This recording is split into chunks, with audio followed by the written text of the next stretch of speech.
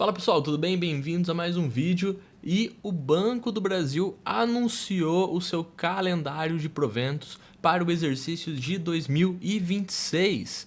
Então eles aprovaram um payout de 30%, fazendo essa manutenção após a queda do payout para este exercício. Então, payout de 30% significa que o banco vai distribuir 30% do lucro líquido gerado no exercício, tá? Os outros 70% ele vai acabar retendo, e se a gente for olhar algumas entrevistas anteriores, alguns releases anteriores, até questão para compor capital, e aí no objetivo de aumentar a sua base de capital, fazer a manutenção do índice de Basileia, que é um fator super importante para os bancos.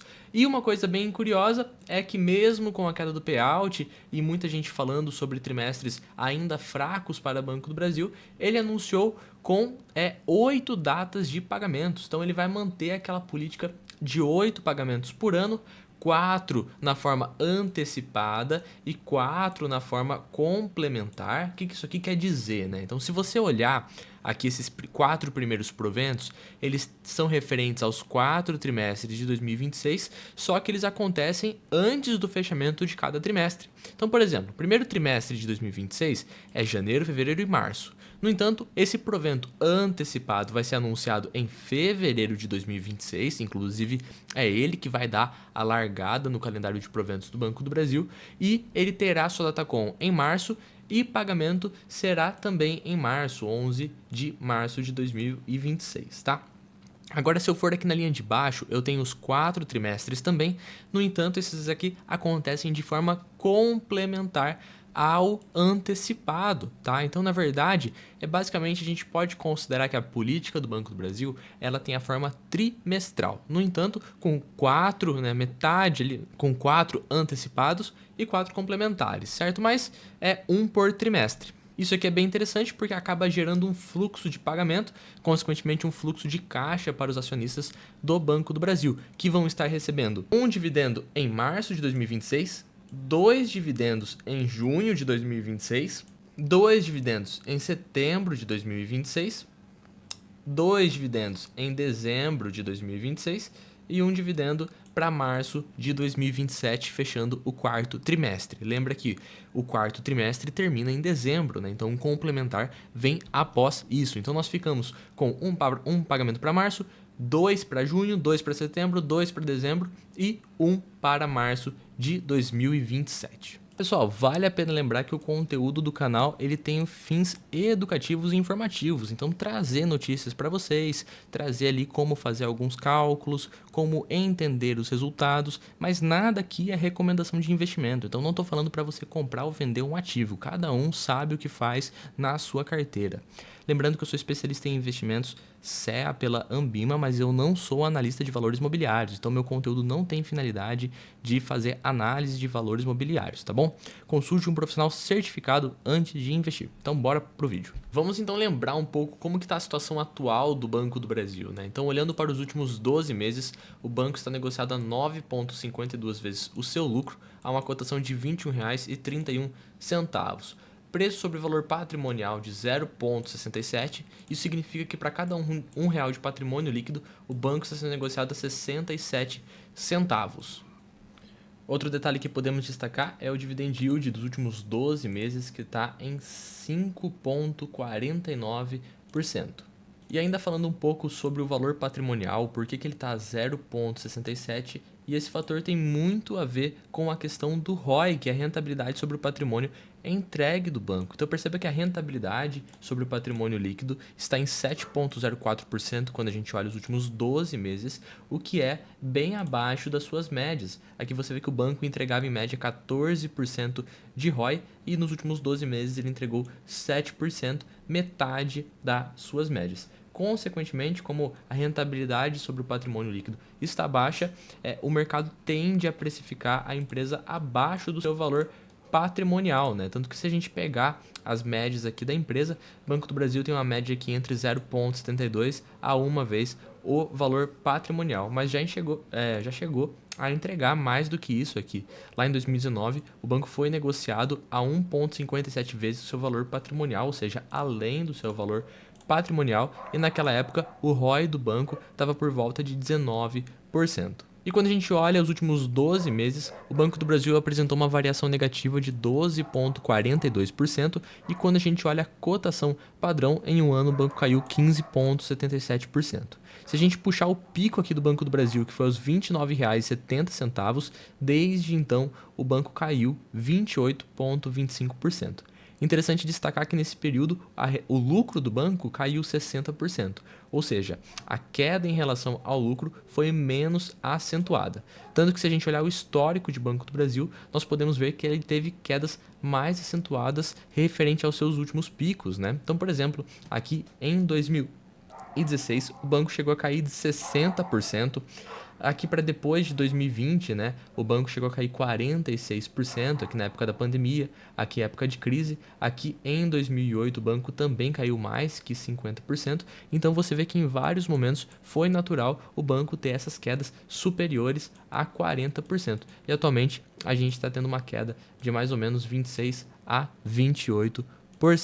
Se nós considerarmos a média de 12 analistas, nas expectativas para os lucros de 2026, nós temos um lucro por ação esperado, estimado, de R$ 4,32. Então perceba que o mercado espera uma recuperação gradual nos lucros de Banco do Brasil. Espera fechar o ano de 2025 com R$ 3,27, para 2026 subindo para R$ 4,32 e assim progressivamente. Isso aqui é garantido que vai acontecer? É claro que não, né? Não tem como ter certeza de que isso aqui vai acontecer ou não. Agora vamos aplicar esses números no modelo de Gordon para a gente entender um pouquinho de como poder precificar o preço teto, tá? Não quer dizer, isso aqui não está querendo dizer que a ação vai terminar o ano num valor ou em outro, ou que você é para comprar ou vender uma ação, isso não quer dizer isso. Isso aqui é um cálculo de preço teto e ele deve ser feito individualmente por cada investidor, tá bom? Mas colocando aqui os dados, então, se o banco entregar R$ 4,32 no ano, que foi aquilo que a média dos analistas falou, o banco entregaria de lucro 24 bilhões de reais. E considerando um payout de 30%, que é o que veio no calendário, daria um dividendo por ação de R$ 1,30, que seria um dividend yield de 6,08%.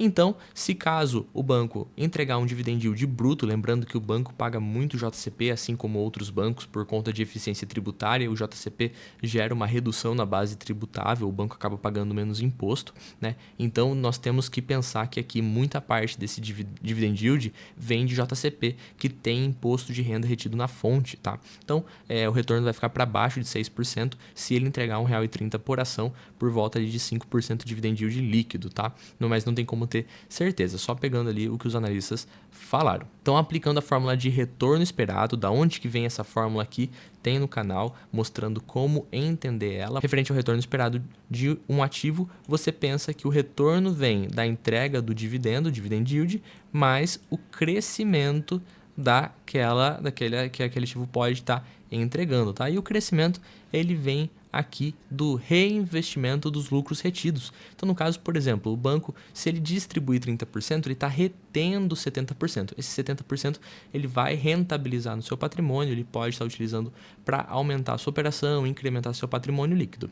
E então, eu estou considerando que aquela parte retida do Banco do Brasil, do lucro não distribuído, ele vai ser remunerado a 14%, que é o ROI médio histórico do banco. Isso vai acontecer? Não sei, não tem como ter certeza, né? Mas se essas premissas acontecerem, retorno simulado, esperado, seria de 16,48%, considerando um IPCA de 5,83%, isso daria algo como IPCA mais 10,06%.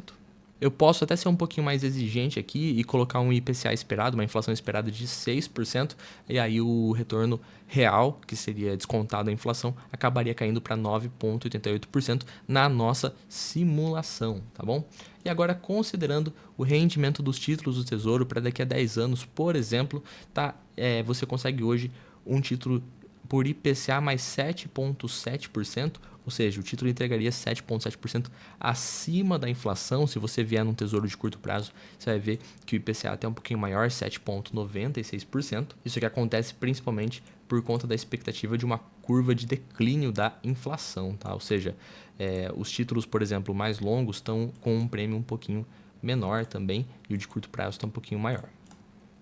No entanto, então, se eu pegar aqui de 10 anos, 7,7%, vir aqui e colocar nessa aba da minha fórmula, eu ia exigir 3% acima do título, ou seja, eu queria que Banco do Brasil me entregasse IPCA mais 10,7%, nós teríamos um preço teto de R$ 18,21, tá bom? E se eu fazer um cálculo de dividendo dividido pelo retorno esperado menos o crescimento esperado, eu teria um preço teto de R$ 20,57. O que isso aqui quer dizer, né? Então isso aqui eu estou misturando as fórmulas que eu usei aqui de retorno esperado e também o de crescimento real esperado, tá? Que também tem a ver com a questão da reaplicação do payout. Tá? Então, o payout retido, né, o payback, ele remunerado a 14%, e aí fazendo o cálculo, aí, ele reduzindo a inflação, ele geraria um retorno real esperado de 3,58%. Tá bom?